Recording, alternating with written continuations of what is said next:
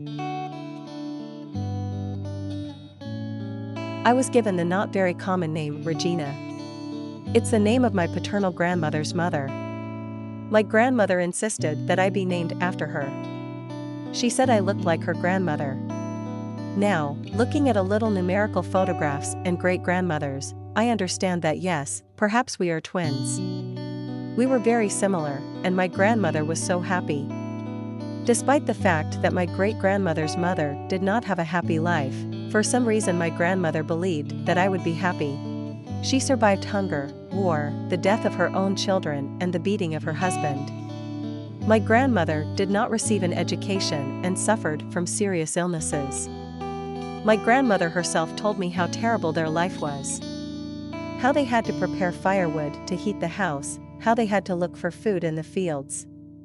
Grandmother led the family alone. Her first husband died during the war and her grandmother was left with 2 children. None of her older children survived.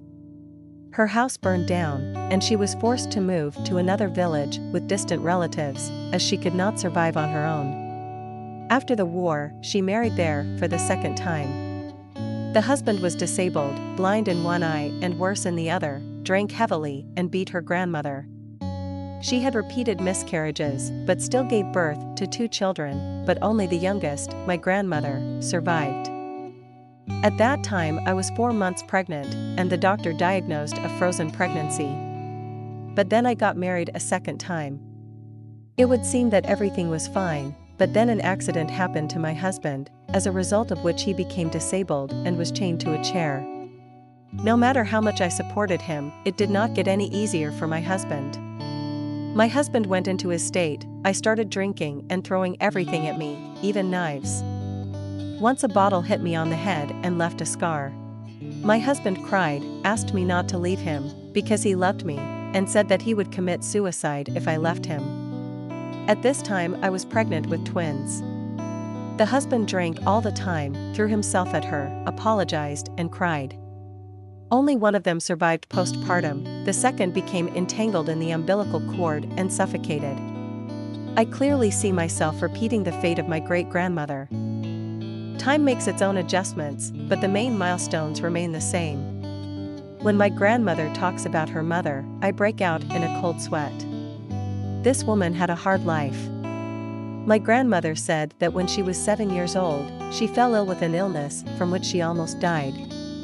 If I repeat the fate of great-grandmother Regina, then the same thing can happen to me. The worst thing is that my great-grandmother died against her will. Thieves broke into the house, and the grandmother returned outside of the expected time. The thieves half killed the great-grandmother and threw her into the basement.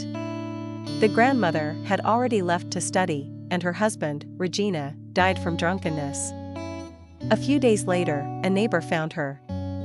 Because of this name, because of the similarities between my great-grandmother and us, I am very afraid that I will completely repeat her fate.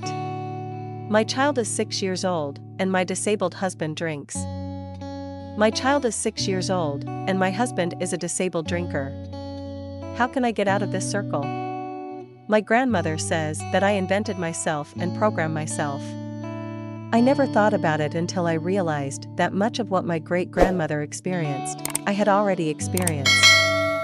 We are walking the path of our family and friends.